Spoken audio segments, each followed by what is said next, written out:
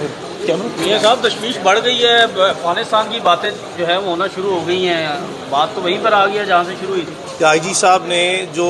Previous dates of hearing پہ indicate کیا تھا کہ سسٹر ایجنسیز کے لوگ انوالو ہیں، تو آئی جی صاحب نے اسی چیز کو آج فردرنس میں ایک اور سٹیٹمنٹ دے دی ہے کہ جی یہ افغانستان کی کچھ سمیں جو ہیں وہ جیو فینسنگ میں سامنے آئی ہیں. تو اس کا مطلب یہ ہے کہ جو سسٹر ایجنسیز کی طرف آئی جی صاحب بار بار نشاندہی کر رہے ہیں، اب وہ اپنے ماضی کے جو عدالت میں لیے گئے موقف ہیں اس کو مزید تقویت دینے کے لیے ایسی باتیں کر رہے ہیں. اور میں ذاتی طور پر سمجھتا ہوں کہ جو عدالت کے سامنے پروسیڈنگ میں ایک پروونشل پولیس کا موسٹ سینئر آفیسر جو آئی جی ہے، اگر وہ ایسی باتیں کرے تو اب اس کو سنجیدگی سے جو سا ہے وہ لینے کا وقت ہے کہ آپ اس پہ اب جو ہمارے ریاستی و دفاعی ادارے ہیں جس کو آئی جی صاحب نے چارج شیٹ کر کے فردر ایویڈنس بھی دے دی ہے، چونکہ جن لوگوں کو جو سا ہے وہ ریاستی اور دفاعی اداروں کا عام حالات میں پتہ ہو، انہیں پتہ ہوتا ہے کہ ایسٹرن بارڈر اور ویسٹرن بارڈر جو ہے انہی کی سمیں جو ہے وہ روٹین میں کسی طرح اگر آپریشن جو ہے وہ ان کی شمولیت ہو تو وہ استعمال کی جاتی ہیں. بہر کیف میں آپ کو بار بار اطمینان دلا چکا ہوں، ہماری اپنی کچھ انڈیپینڈنٹ جو سورسز ہیں، ہم براہ راست پوری کوشش کرتے ہیں کہ ایسی کوئی چیز پبلک ڈومین میں نہ لے کے آئی جائے. ہم نے پچھلے دنوں دیکھا کہ انٹرنیشنل جرنلسٹ ہیں اور بڑے کریڈیبل قسم کے جرنلسٹ ہیں، انہوں نے بہت تھریٹننگ قسم کی، بڑی سیریس قسم کی جو نیوز ہے وہ عمران ریاض کی صحت یا اس کی جو اس کا جنرل سٹیٹس ہے، اس کی زندگی موت کا، اس کے بارے میں بڑی سنجیدہ قسم کی خبریں دی ہیں. لیکن اس کے باوجود جو ہے وہ ہم جتنی کوشش کر کے، جہاں تک ہمارے کوشش کر کے وسائل ہیں اس کے اندر رہتے ہوئے، ہم بار بار جو ہے وہ مختلف ذرائع سے تصدیق کرتے ہیں اور ہمیں اطمینان جو سا ہے وہ بخش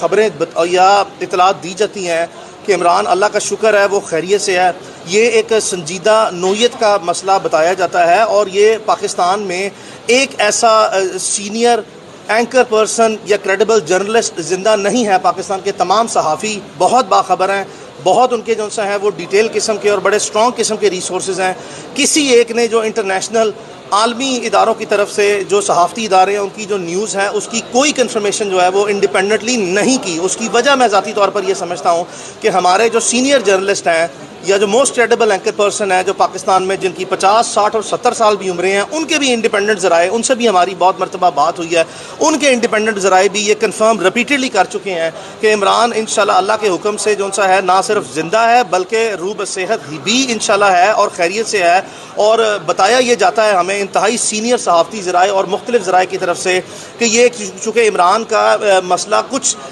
باقی کیسز سے زیادہ پیچیدہ نظر آتا ہے جہاں پہ بھی وہ مسئلہ ہے، اور یہ اب جیٹ بلیک سے گرے میں آ گیا اور گرے سے وائٹ کی طرف چل پڑا ہوا ہے. اور جیسا کہ آپ نے رات کو دیکھا کہ اسی طرح کا سملر کیس میں سمیع ابراہیم صاحب کو بھی کڈنیپ کیا گیا اور تمام پاکستان کے ریاستی اداروں نے آ کے کہا کہ جی ہمارے پاس ان کی کسٹڈی نہیں ہے. پھر اسلام آباد پولیس نے کہا کہ جی ہمارے پاس تو وہ جگہ بھی ٹریک نہیں ہوئی جہاں سے وہ کڈنیپ ہوئے ہیں، کوئی کیمراز نہیں تھے. لیکن آپ نے دیکھا کہ بڑے اطمینان سے، بڑے سکون سے 6 دن گزرنے کے بعد سمیع ابراہیم صاحب بھی اپنے گھر میں واپس آ گئے ہیں. تو the facts and the circumstances and the scenario it is all speaking for itself. لیکن جو اب آئی جی پنجاب صاحب نے پہلی بات کہی کہ جی ہماری سسٹر ایجنسیز کے لوگوں نے معاونت کی، پھر یہ بات کہی کہ جی وہ جو ایک شخص تھا جس نے عمران ریاض خان کے گھر میں ریڈ کیا، اور وہ ریڈ کرنے والا شخص اور جو جیل کے باہر سے پک اپ کرنے والا شخص جو عدالت کے سامنے ویڈیوز چلی ہیں جس کو آئی جی پنجاب صاحب بار بار نشاندہی کر کے کہتے ہیں کہ یہ سسٹر ایجنسیز کے لوگ ہیں،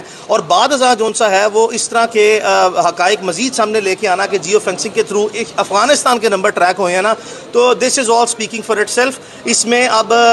مزید گہرائی میں یا مزید وضاحت میں جائے بغیر بھی جو ہے وہ عقل مند لوگوں کے لیے کافی اشارے ہیں. ہم بار بار اپیل جو سا وہ کرتے آئے ہیں، اور پاکستان میں چونکہ آپ نے دیکھا کہ لاہور ہائی کورٹ نے ایک واضح آرڈر کیا کہ پاکستان کی ٹیریٹوریل کانسٹیٹیوشنل جورسڈکشن میں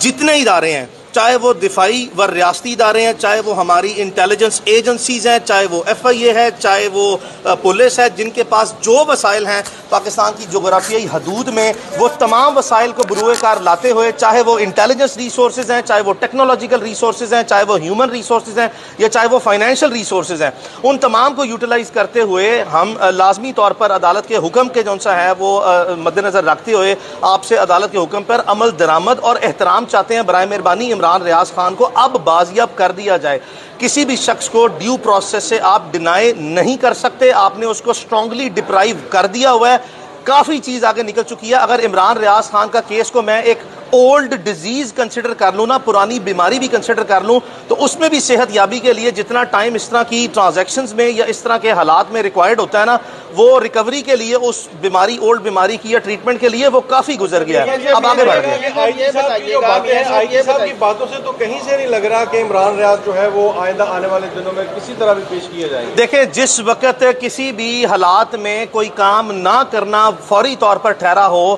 تو مختلف قسم کے ہیلے بہانے, مختلف قسم کی ایڈمنسٹریٹو مینوپولیشن یعنی کہ انتظامی ہیرا پھیریاں جو ہمارے نظام میں ہیں, اس طرح کے بالکل بے مقصد قسم کے اور بے معنی قسم کے جواز بنائے جاتے ہیں, نمبر 1. اور نمبر 2 جون سا ہے پھر انیبلٹی یعنی کہ اپنی واضح جون سا ہے بے بسی اور لاچاری کا عام حالات میں انتظامیہ اظہار کرتی ہے. یہ صرف عمران ریاض خان کے کیس میں نہیں ہے, چونکہ آپ بڑے انتہائی مؤثر اور باخبر قسم کے کورٹ رپورٹرز ہیں. آپ کے سامنے روز مرہ کی بنیاد پر سینکڑوں ایسے کیسز عدالتوں میں آتے ہیں جہاں پہ یہ ہماری انتظامیہ کے عام ہیلے بہانے ہیں کہ جس چیز کو ریزالو نہ کرنا ہو اس کے لیے ہمارے پاس ایک لمبی کتاب ہے, یعنی کہ ایک long detail and books of tricks ہے, جس کی بیسس پہ بکس آف مینوپولیشن کے وہ ٹرکس نکالے جاتے ہیں کہ ہیرا پھیریاں کرنے کے لیے نئے نئے ہیلے بہانے, نئی نئی کہانیاں عدالت کو سنائی جاتی ہیں. لیکن میں باوجود اس کے جو سا, اور میں یہ ذاتی طور پر سوچتا ہوں, جب آئی جی صاحب نے خود لازمی طور پر چارج شیٹ کر دیا پاکستان کے ریاستی اور دفاعی اداروں کو, تو اب آئی جی صاحب عدالت میں کھڑے ہو کے آپ کو کیا جو سا اقرار جرم کر لیں. اقرار جرم واضح طور پر نظر آ رہا ہے کہ ان کی پولیس موجود ہے, واضح طور پر ان کو ایویڈنس دکھائی گئی, واضح طور پر ان کی